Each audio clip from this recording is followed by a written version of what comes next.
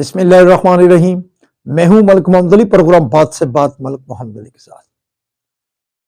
मुस्लिम league Nawaz और peoples party में जो इख्तलाफात हैं वो बढ़ते चले जा रहे हैं और ऐसे महसूस हो रहा है कि जैसे दोनों जमातों में अब फूट तकरीबन पड़ चुकी है। अब ये मामला वाइंड अप की तरफ जा रहे हैं। क्या मुस्लिम लीग नून और पीपल्स पार्टी एक दूसरे से अलग होकर जो तहरीके इंसाफ की पॉपुलैरिटी है उसका बोझ उठा सकेंगी? आज के प्रोग्राम में हम इसी पर बात करेंगे। और प्यारे दोस्तों, जिन दोस्तों ने अभी तक हमारे चैनल को सब्सक्राइब नहीं किया, बराए मेहरबानी वो हमारे चैनल को सब्सक्राइब भी करें, लाइक भी करें और शेयर भी करें। पीपल्स पार्टी और मुस्लिम लीग नून के दरमियान अब जो फूट पड़ी हुई है, बजाय ये कम होने के, इख्तलाफात का जो दायरा है वो वसी होता चला जा रहा है। जब हुकूमत बनी तो पीपल्स पार्टी ने वफाकी कमीना में शमूलियत अख्तियार नहीं की और जो हुकूमत बनाने के हवाले से दोनों जमातों के दरमियान अंडरस्टैंडिंग हुई थी, उस अंडरस्टैंडिंग के नतीजा में मियां मोहम्मद शहबाज शरीफ वजीर आजम पाकिस्तान बन गए।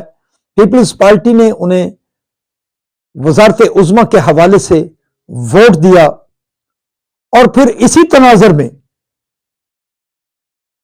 मुस्लिम लीग नून और उनकी दिगर इत्तेहादी, खासतौर पर एमक्यूएम और दिगर ने सदर पाकिस्तान के इलेक्शन के मौका पर, चेयरमैन सेनेट के इलेक्शन के मौका पर पीपल्स पार्टी को वोट दिए, बड़ी तादाद में वोट दिए, जिसके नतीजा में आसिफ अली जरदारी पाकिस्तान के दूसरी मर्तबा सिविलियन मुंतखब सदर बने और उन्हें यह एजाज हासिल हुआ। और दूसरी तरफ फिर जो यूसुफ रजा गिलानी थे वो चेयरमैन सेनेट बन गए। अब यूसुफ रजा गिलानी भी खुलकर सामने आ गए हैं। उनका कहना है कि पीपल्स पार्टी वफाकी कबीना का हिस्सा नहीं है और ना ही अदा बनेगी। तेज और तुंद बयानात का एक सिलसिला कई दिनों से जारी था। इस हवाले से वजीर आजम पाकिस्तान मियां शहबाज शरीफ ने भी कमेटी तश्कील दी, बिलावल भुट्टो जरदारी ने भी कमेटी तश्कील दी। उनके एक दो करीब कुर्बत के मुज़ाकरात हो चुके हैं और गालिबन इसी माह गवर्नर हाउस लाहौर में भी एक बड़ी मीटिंग होगी इनके दरमियान। बहरहाल अब बड़ी सारी बातें जो पीपल्स पार्टी की तरफ से सामने आ रही हैं। गैस के बिलों के हवाले से भी पीपल्स पार्टी ने अब हुकूमत की मुखालफत शुरू कर दी है और जबकि वफाकी हुकूमत का कहना है कि ये जो मुआहदे हुए हैं ये निगरान हुकूमत के दौर में हुए थे। इसी तरह शाजिया मरी ने भी बड़ी सारी बातें की हैं। बहरहाल पीपल्स पार्टी और मुस्लिम लीग नून के दरमियान ये जो बातें हैं वो अब बहुत आगे बढ़ रही हैं। इख्तलाफात जो है वो अब खुलकर सामने आ रहे हैं। अब जो दूसरी तरफ पीपल्स पार्टी का जब भी कोई रहनुमा बात करता है तो वो यही कहता है कि हुकूमत मुस्लिम लीग नून पीपल्स पार्टी के साथ किए हुए वादे पूरे करे। अब सवाल यह पैदा होता है कि मुस्लिम लीग नून की जो हुकूमत है वो उस मुआहदे को अवाम के सामने लाए कि वो मुआहदा क्या था जिसकी पीपल्स पार्टी उनसे डिमांड कर रही है। क्या मुस्लिम लीग नून और उसकी इत्तेहादी जमातें पीपल्स पार्टी के सदर के उम्मीदवार को वोट ना देते तो क्या वो सदर पाकिस्तान बन सकते थे? इसी तरह चेयरमैन सेनेट को वोट ना देते तो क्या चेयरमैन सेनेट बन सकते थे?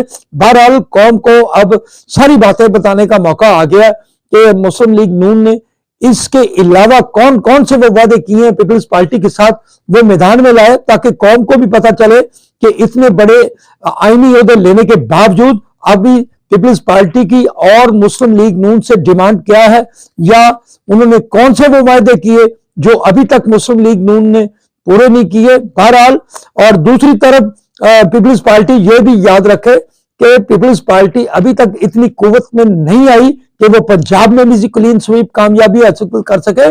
पंजाब में तो पीपल्स पार्टी का मुकम्मल सफाया हो चुका है और उसकी जगह पर तहरीक इंसाफ बड़े मजबूती के साथ अभी तक इमरान खान के साथ खड़े हैं, पंजाब के अवाम भी। तो क्या तहरीक इंसाफ और की जो पॉपुलरिटी है, मुस्लिम लीग नून और पीपल्स पार्टी क्या उस दबाव को कबूल कर सकेगी जो अभी तक अकेले तौर पर तहरीक इंसाफ की पजीर आई जो अवाम में मौजूद है?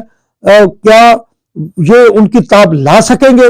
बहरहाल पीपल्स पार्टी और मुस्लिम लीग नून का एक साथ जुड़े रहना ही दोनों के लिए कामयाबी साबित हो सकता है। अगर इन दोनों जमातों के दरमियान ये जो फूट अब पड़ी हुई है, ये फूट आगे बढ़ गई या कोई हालात और होगा, तो फिर याद रखें शायद मुस्लिम लीग नून तो पंजाब में सर्वाइवल कर ले, लेकिन पीपल्स पार्टी शायद पीपल्स पार्टी के हाथ में फिर सिद्ध भी ना रहे। सलाम पाकिस्तान, सलाम ओवरसीज, अल्लाह हाफिज।